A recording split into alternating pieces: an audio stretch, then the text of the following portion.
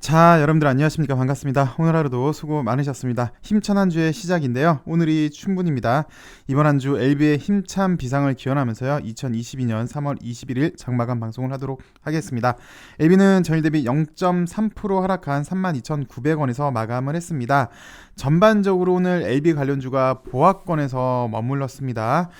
LB가 오늘 장 초반에 상당히 좀 좋은 흐름으로 시작을 했어요. 이렇게 수급이 들어오면서 오늘 다시 한번 좀 뭔가 있지 않을까라는 기대를 했는데 그랬는데 이 탄력이 이어지지 못했고요. 결국은 0.3% 하락으로 마감을 했습니다. 기술적으로 좀 보시면 요 박스를 돌파한 이후에 바닥권을 탈피한 이후에 재차 이제 높은 것을 노려보는 와중에 잠시 한 번 정도 쉬는 모습을 보여주는 것 같고요. 어제도 말씀을 드렸지만 이 당시 때 셀트랑 좀 비슷한 것 같아요. 셀트리온도 요 바닥권을 탈피한 요 이후에 며칠 이렇게 쉬고 다시 이렇게 재차 상승이 나왔잖아요. LB도 현재 셀트 저 당시 때 모습이랑 좀 비슷한 것 같습니다. 재차 더 높은 것을 가기 위해서 잠시 좀 숨고르게 하고 있는 모습이고요. L생도 그렇고 LG도 그렇고요. LB랑 거의 비슷한 수급입니다. 근데 엘테라 같은 경우는 보시면 여기서 사실 반등을 해줬어야 돼요. 여기서 이렇게 찍고 반등을 해줬어야 되는데 그러지 못하니까 슬슬 밀려요. 조금씩 질질 세면서 밀리다가 결국은 지금 단기 저점까지 왔는데 여기서 다시 한번 좀 반등을 이뤄내는지 봐야 될 것 같고, 여기서 이제 좀 지지가 안 된다 싶으면 재차 한 단계 더 내려갈 수도 있는 뭐 그런 모습인 것 같습니다. 넥사가 오늘 지난 금요일도 그렇고 오늘도 그렇고 뭐 LB 관련주 중에서 가장 좀 많이 올라줬는데요. 오늘 17,000원 언저리에서 끝났다면 좀 더 나은 수급이 될 수 있었을 것 같은데 그렇게 되지 못하고 윗꼬리가 달린 게 살짝 좀 아쉽긴 합니다만 내일 다시 뭐 꼬리 장악이 나올 수도 있는 거고요. 아니면은 또 한번 타 이렇게 내렸다가 이렇게 밑꼬리가 아랫꼬리가 달리면서 또 다시 기대를 줄 수도 있는 거고요. 여튼 바이오는 사실 여러 가지 방향으로 예상은 할 수 있으나 가장 중요한 게 바이오는 사실 재료가 제일 중요하잖아요. 그래서 넥사 같은 경우도 좀 기다리던 소식이 이제는 사실 너무 좀 피로감에 쌓이지만 그럼에도 좀 소식이 나와야 주가도 영향이 있지 않을까 싶습니다. 여튼 오늘 LB 관련주는 임박이란 소식이 두 개나 나왔습니다. 나누코박스 승인 임박, 그리고 리보세라님 미허가 신청 임박이란 소식인데요. 뭐 임박 이러면 사실 기분이 좀 좋긴 해요. 이제 조만간 나오겠구나라는 생각에서 좋긴 한데, 요게 이제 또 LB의 단점이긴 하죠.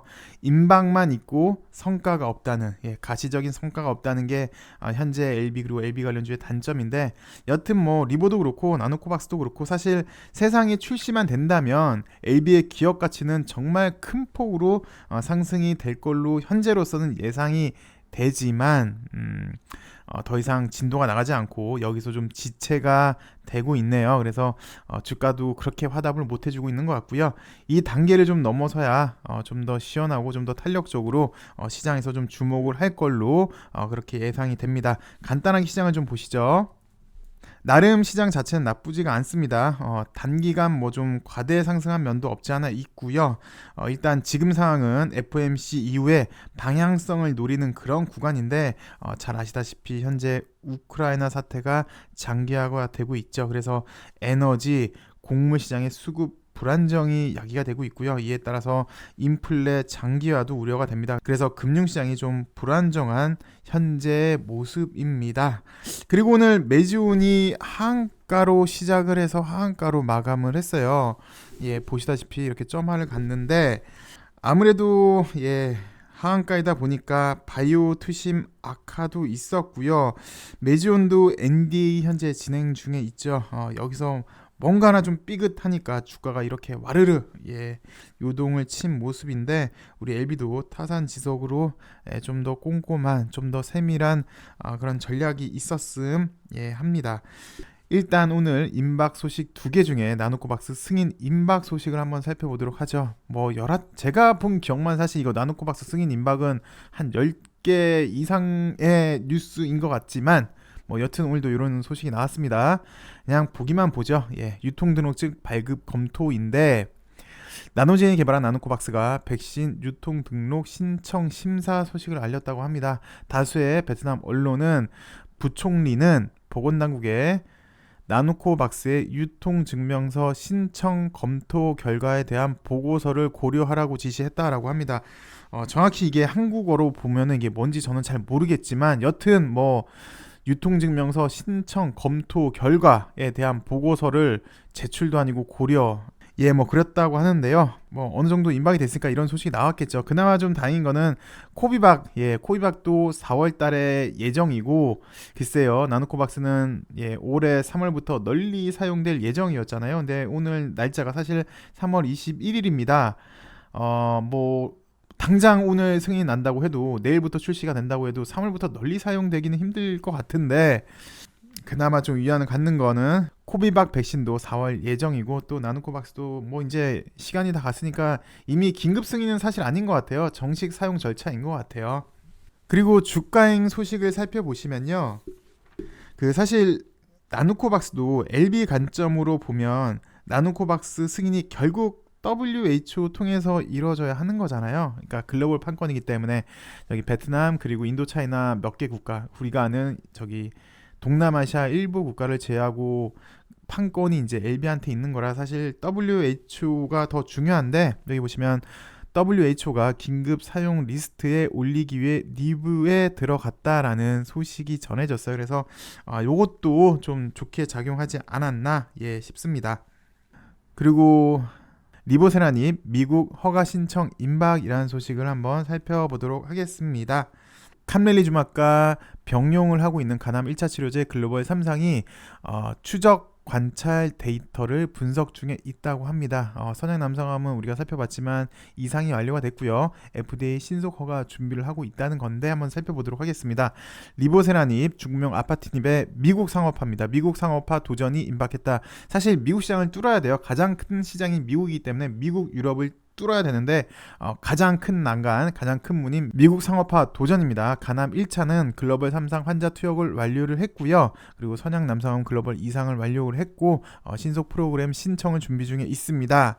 간암 1차 치료제를 목표로 개발하고 있는 리보세라님 그리고 캄렐리주막 병용 3상 데이터를 현재 분석을 진행하고 있고요.